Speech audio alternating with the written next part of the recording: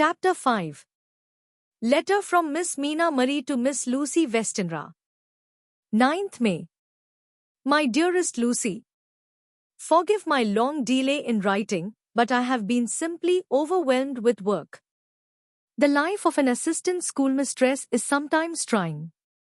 I am longing to be with you, and by the sea, where we can talk together freely and build our castles in the air.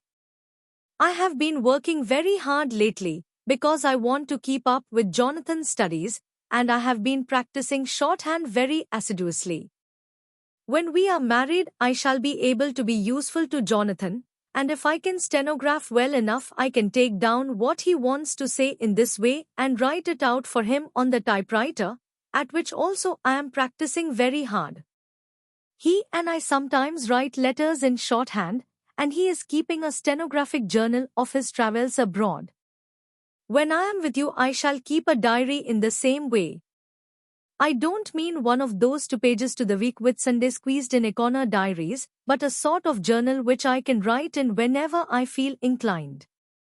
I do not suppose there will be much of interest to other people, but it is not intended for them.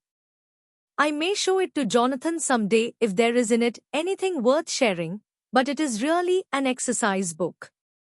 I shall try to do what I see lady journalists do, interviewing and writing descriptions and trying to remember conversations.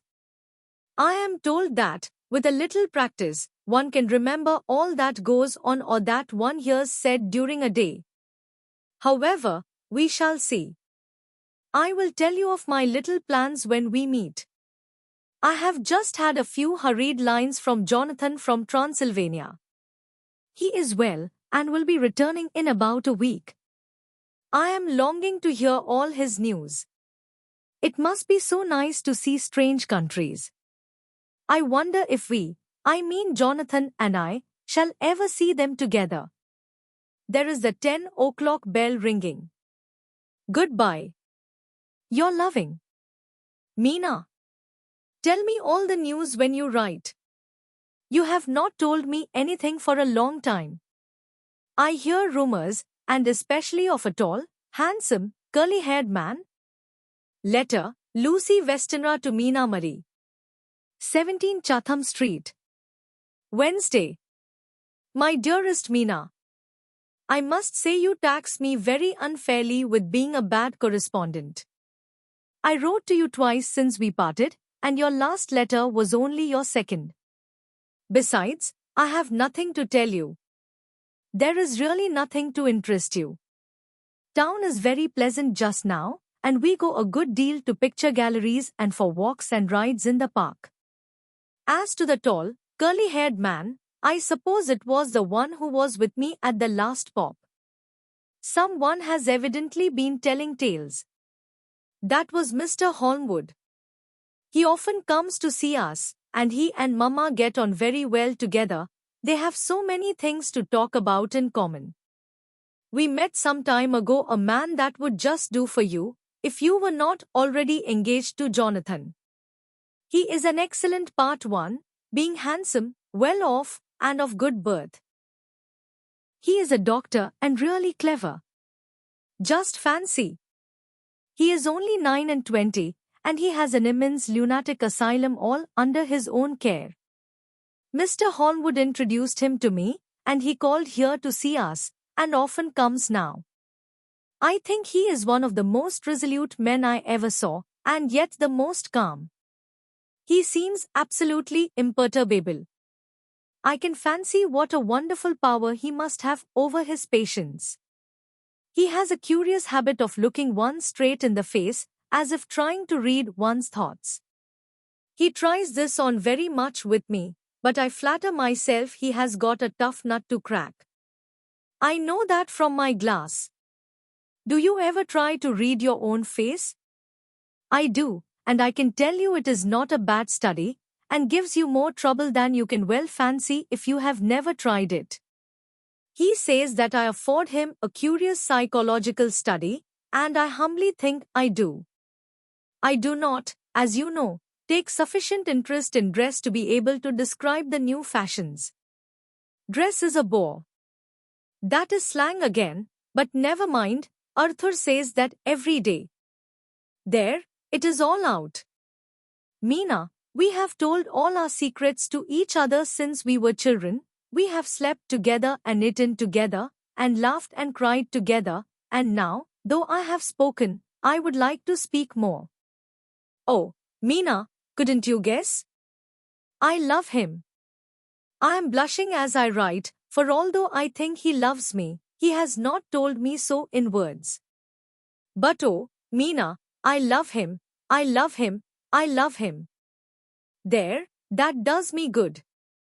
I wish I were with you, dear, sitting by the fire undressing, as we used to sit, and I would try to tell you what I feel. I do not know how I am writing this even to you. I am afraid to stop, or I should tear up the letter, and I don't want to stop, for I do so want to tell you all. Let me hear from you at once, and tell me all that you think about it. Meena, I must stop. Good night. Bless me in your prayers, and, Meena, pray for my happiness. Lucy. P.S. I need not tell you this is a secret. Good night again. Letter, Lucy Westenra to Meena Marie. 24th May. My dearest Meena. Thanks, and thanks, and thanks again for your sweet letter. It was so nice to be able to tell you and to have your sympathy. My dear, it never rains but it pours. How true the old proverbs are. Here am I, who shall be 20 in September, and yet I never had a proposal till today, not a real proposal, and today I have had 3. Just fancy. 3 proposals in one day. Isn't it awful? I feel sorry, really and truly sorry, for 2 of the poor fellows. Oh, Meena, I am so happy that I don't know what to do with myself.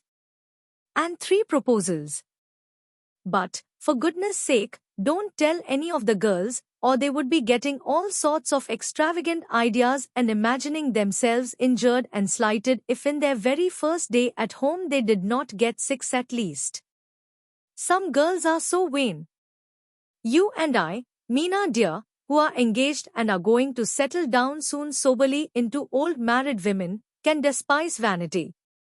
Well, I must tell you about the 3, but you must keep it a secret, dear, from everyone, except, of course, Jonathan. You will tell him, because I would, if I were in your place, certainly tell Arthur. A woman ought to tell her husband everything, don't you think so, dear? And I must be fair. Men like women, certainly their wives, to be quite as fair as they are, and women, I am afraid, are not always quite as fair as they should be. Well, my dear, number 1 came just before lunch. I told you of him, Dr. John Seward, the lunatic asylum man, with the strong jaw and the good forehead. He was very cool outwardly, but was nervous all the same. He had evidently been schooling himself as to all sorts of little things, and remembered them, but he almost managed to sit down on his silk hat, which men don't generally do when they are cool, and then when he wanted to appear at ease he kept playing with a lancet in a way that made me nearly scream. He spoke to me, Meena, very straightforwardly. He told me how dear I was to him, though he had known me so little, and what his life would be with me to help and cheer him. He was going to tell me how unhappy he would be if I did not care for him, but when he saw me cry he said that he was a brute and would not add to my present trouble. Then he broke off and asked if I could love him in time, and when I shook my head his hands trembled, and then with some hesitation he asked me if I cared already for anyone else. He put it very nicely, saying that he did not want to wring my confidence from me, but only to know, because if a woman's heart was free a man might have hope. And then, Meena, I felt a sort of duty to tell him that there was someone. I only told him that much, and then he stood up, and he looked very strong and very grave as he took both my hands in his and said he hoped I would be happy, and that if I ever wanted a friend, I must count him one of my best. Oh, Meena dear, I can't help crying. And you must excuse this letter being all blotted. Being proposed to is all very nice and all that sort of thing, but it isn't at all a happy thing when you have to see a poor fellow, whom you know loves you honestly, going away and looking all broken-hearted, and to know that, no matter what he may say at the moment, you are passing quite out of his life. My dear, I must stop here at present. I feel so miserable, though I am so happy. Evening. Arthur has just gone, and I feel in better spirits than when I left off, so I can go on telling you about the day. Well, my dear, number 2 came after lunch. He is such a nice fellow, an American from Texas, and he looks so young and so fresh that it seems almost impossible that he has been to so many places and has had such adventures. I sympathize with poor Desdemona when she had such a dangerous stream poured in her ear, even by a black man. I suppose that we women are such cowards that we think a man will save us from fears, and we marry him. I know now what I would do if I were a man and wanted to make a girl love me. No, I don't, for there was Mr. Morris telling us his stories, and Arthur never told any, and yet, my dear, I am somewhat previous. Mr. Quincy P. Morris found me alone. It seems that a man always does find a girl alone. No, he doesn't, for Arthur tried twice to make a chance, and I helping him all I could. I am not ashamed to say it now. I must tell you beforehand that Mr. Morris doesn't always speak slang, that is to say, he never does so to strangers or before them, for he is really well educated and has exquisite manners, but he found out that it amused me to hear him talk American slang, and whenever I was present, and there was no one to be shocked, he said such funny things. I am afraid, my dear, he has to invent it all, for it fits exactly into whatever else he has to say. But this is a way slang has. I do not know myself if I shall ever speak slang. I do not know if Arthur likes it, as I have never heard him use any as yet. Well, Mr. Morris sat down beside me and looked as happy and jolly as he could, but I could see all the same that he was very nervous. He took my hand in his and said ever so sweetly, "Miss Lucy, I know I ain't good enough to regulate the fixings of your little shoes, but I guess if you wait till you find a man that is you will go join them 7 young women with the lamps when you quit. Won't you just hitch up alongside of me and let us go down the long road together, driving in double harness?" Well, he did look so good-humored and so jolly that it didn't seem half so hard to refuse him as it did poor Dr. Seward, so I said, as lightly as I could, that I did not know anything of hitching, and that I wasn't broken to harness at all yet. Then he said that he had spoken in a light manner, and he hoped that if he had made a mistake in doing so on so grave, so momentous an occasion for him, I would forgive him. He really did look serious when he was saying it, and I couldn't help feeling a bit serious too. I know, Meena, you will think me a horrid flirt, though I couldn't help feeling a sort of exultation that he was number 2 in one day. And then, my dear, before I could say a word he began pouring out a perfect torrent of lovemaking, laying his very heart and soul at my feet. He looked so earnest over it that I shall never again think that a man must be playful always, and never earnest, because he is merry at times. I suppose he saw something in my face which checked him, for he suddenly stopped, and said with a sort of manly fervour that I could have loved him for if I had been free. "Lucy, you are an honest-hearted girl, I know.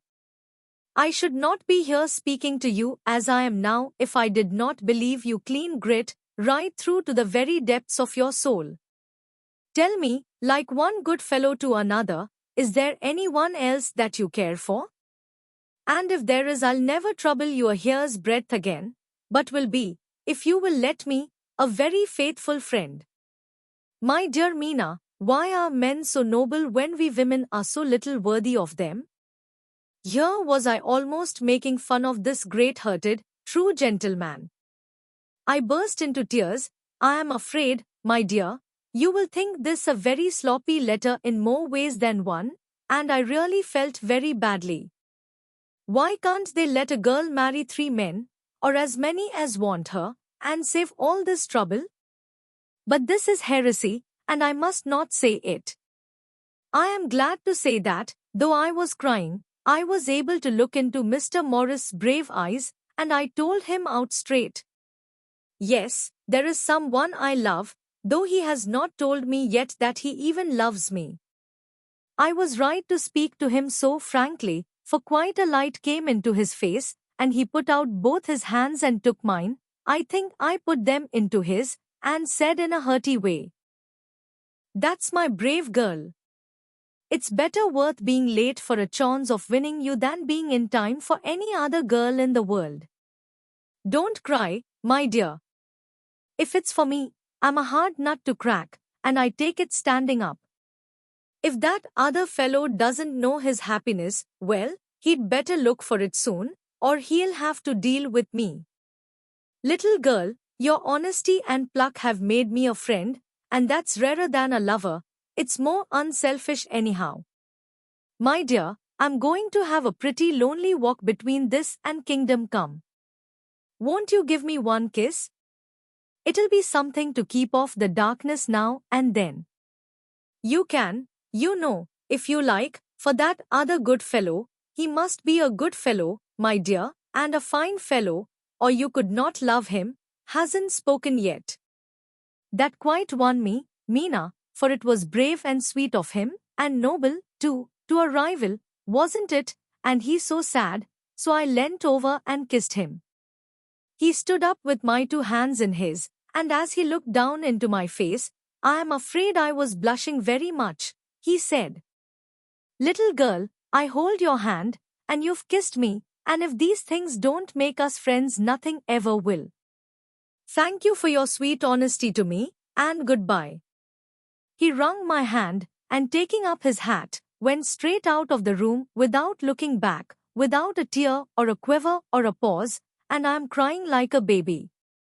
Oh, why must a man like that be made unhappy when there are lots of girls about who would worship the very ground he trod on?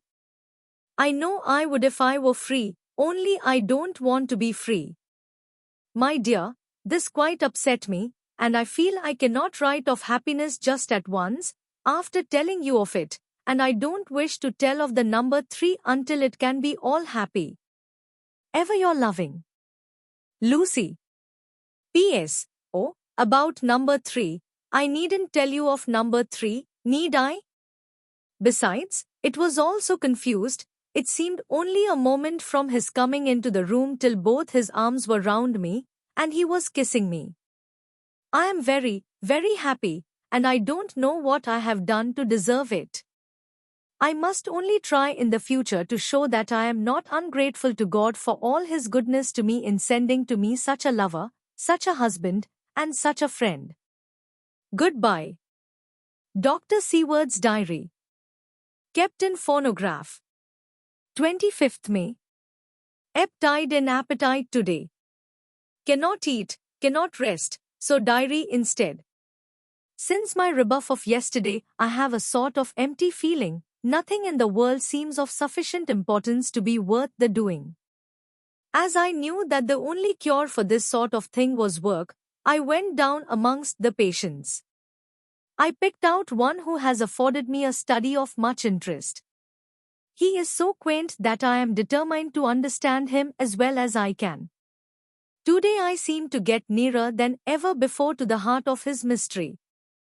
I questioned him more fully than I had ever done, with a view to making myself master of the facts of his hallucination. In my manner of doing it there was, I now see, something of cruelty. I seemed to wish to keep him to the point of his madness, a thing which I avoid with the patience as I would the mouth of hell. Mame, under what circumstances would I not avoid the pit of hell? Omnia Roma venalia sunt. Hell has its price. Verb. Sap. If there be anything behind this instinct, it will be valuable to trace it afterwards accurately, so I had better commence to do so, therefore. R. M. Renfield, 59. Sanguine temperament, great physical strength, morbidly excitable, periods of gloom, ending in some fixed idea which I cannot make out. I presume that the sanguine temperament itself and the disturbing influence end in a mentally accomplished finish, a possibly dangerous man, probably dangerous if unselfish. In selfish men, caution is as secure and are more for their foes as for themselves. What I think of on this point is, when self is the fixed point, the centripetal force is balanced with the centrifugal; when duty, a cause, etc., is the fixed point, the latter force is paramount, and only accident or a series of accidents can balance it. Letter, Quincy P. Morris to Ho. Arthur Holmwood. 25th May. My dear Art, we've told yarns by the campfire in the prairies, and dressed one another's wounds after trying a landing at the Marquesas, and drunk healths on the shore of Titicaca. There are more yarns to be told, and other wounds to be healed, and another health to be drunk. Won't you let this be at my campfire tomorrow night? I have no hesitation in asking you, as I know a certain lady is engaged to a certain dinner party, and that you are free. There will only be one other, our old pal at the Corea, Jack Seward. He's coming, too, and we both want to mingle our weeps over the wine cup, and to drink a health with all our hearts to the happiest man in all the wide world, who has won the noblest heart that God has made and the best worth winning. We promise you a hearty welcome, and a loving greeting, and a health as true as your own right hand. We shall both swear to leave you at home if you drink too deep to a certain pair of eyes. Come. Yours, as ever and always, Quincy P. Morris. Telegram from Arthur Holmwood to Quincy P. Morris. 26th May. Count me in every time. I bear messages which will make both your ears tingle. Art.